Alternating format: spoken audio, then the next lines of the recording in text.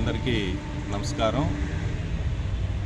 ఈరోజు నవభారత నిర్మాత, భారతరత్న, ప్రపంచ మేధావి డాక్టర్ బాబాసాహెబ్ అంబేద్కర్ గారి 68వ వర్ధంతి సందర్భంగా వారికి ఘనంగా నివాళులర్పిస్తూ 10 Andhra naval unit NCC lieutenant commander and commanding officer అయినటువంటి శ్రీ గణేష్ వదంగవే గారి ఆదేశాల మేరకు కేఎన్ఆర్ నగరపాలక ఉన్నత పాఠశాల భక్తవత్సల్ నగర్లో సెకండ్ ఆఫీసర్గా పనిచేస్తున్నటువంటి గుండాల నరేంద్రబాబు మరియు మా ఎన్సీసీ క్యాడెట్స్ ఆధ్వర్యంలో నెల్లూరు నగరం నడిబొడ్డులో ఉన్నటువంటి డాక్టర్ బాబాసాహెబ్ అంబేద్కర్ గారి కాంస్య విగ్రహానికి ఘనంగా పూలమాలతో నివాళులర్పిస్తూ మరి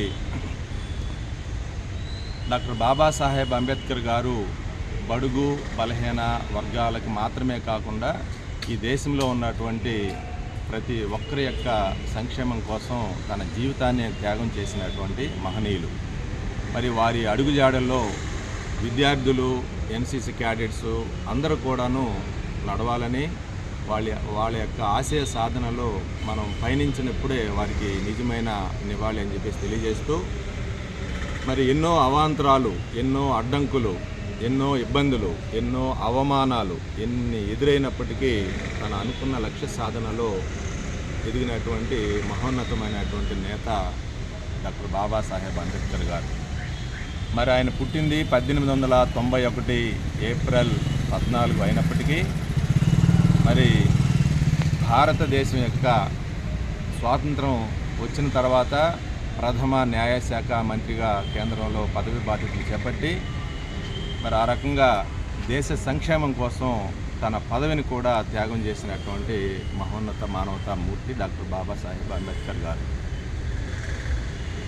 మరి ఆయన భారత రాజ్యాంగానికి 2 సంవత్సరాల 11 నెలల 18 రోజుల్ని కేటాయించి ఎంతో అవిశ్రాంతంగా పగలు రాత్రి అనే తేడా లేకుండా కృషి చేసి భారత రాజ్యాంగాన్ని ప్రపంచ దేశాలలో ఒక అగ్రమైనటువంటి, సమగ్రమైనటువంటి, ఒక సంపూర్ణమైనటువంటి రాజ్యాంగంగా ఆయన రూపొందించడం జరిగింది.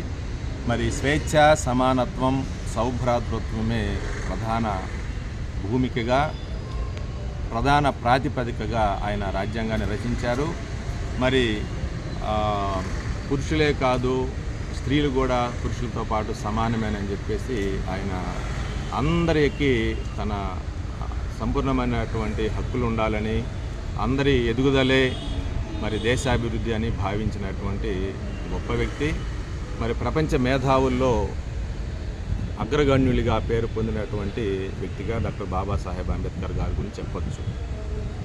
మరి ఆయన ఎన్నో ఉన్నత విద్యల్ని అభ్యసించి ప్రపంచంలో ఎవరు సాధించలేనటువంటి డిగ్రీలని ఆయన సాధించడం జరిగింది. మరి మనకు అనేక ఇబ్బందులు ఉన్నాయని, పేదరికంలో ఉన్నామని, అనేక సమస్యల్లో ఉన్నామని చదువుని మధ్యలో చాలామంది ఆపేస్తూ ఉన్నటువంటి విషయాన్ని కూడా మనం చూస్తూ ఉన్నాం. మరి అట్లాంటి వాళ్ళందరూ కూడాను డాక్టర్ బాబాసాహెబ్ అంబేద్కర్ గారు ఎంతో స్ఫూర్తి. మరి ఆయన ఎన్ని అవాంతరాలు ఎదురైనప్పటికీ కూడా, పేదరికంలో పుట్టినప్పటికీ కూడా, ఎన్ని అవమానాలు ఎదుర్కొన్నప్పటికీ కూడా పాఠశాల తరగతి గది బయట కూర్చొని మరి గది లోపల చదువుకున్నటువంటి విద్యార్థుల కంటే గొప్ప తెలివితేటల్ని కనబరిచినటువంటి వ్యక్తి, ఎంతో ఏకాగ్రతతో మరి విద్యను అభ్యసించినటువంటి గొప్ప వ్యక్తి. మరి ఆయన బాల్య దశ నుంచే ఎంతో క్రమశిక్షణని, పోరాట పటిమని, మరి సమస్యల్ని ఛేదించేటువంటి ఉన్నతమైనటువంటి వ్యక్తిత్వాన్ని, ఎంతో సంస్కారాన్ని కలిగి ఉన్నటువంటి గొప్ప వ్యక్తి. మరి అట్లాంటి వ్యక్తి మన భారతదేశంలో పుట్టడం మనందరికీ కూడా ఎంతో గర్వకారణం. మరి పుట్టిన ప్రతి వ్యక్తి మరణించక తప్పదు.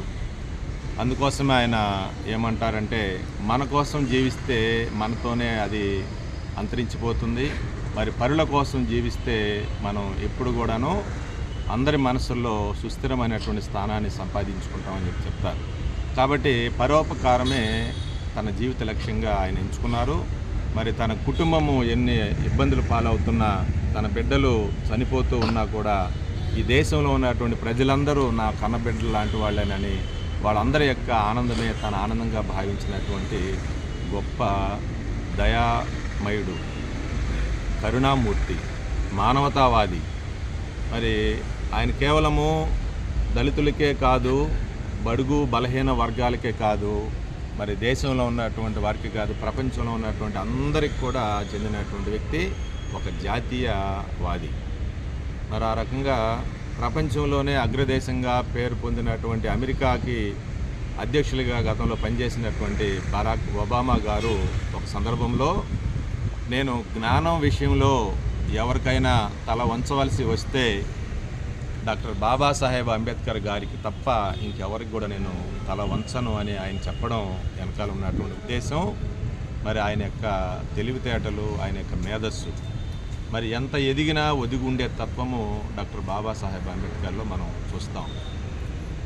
కాబట్టి అందరూ కూడాను బాల్యం నుంచి దేశభక్తిని, సేవా పటిమని, పోరాట పటిమని, సేవా తత్వాన్ని అలవర్చుకొని ప్రతి విద్యార్థి కూడా ఎదగాలనేటువంటిది మనం ఆయన నుంచి తెలుసుకోవాల్సినటువంటి విషయం. అంతేకాకుండా ఈ దేశంలో సమయ పాలనని జాగ్రత్తగా, అంటే ఎక్కడ కూడా సమయాన్ని వృధా చేయకుండా టైంని వేస్ట్ చేస్తూ చాలామంది మనం చూస్తూ ఉంటాం.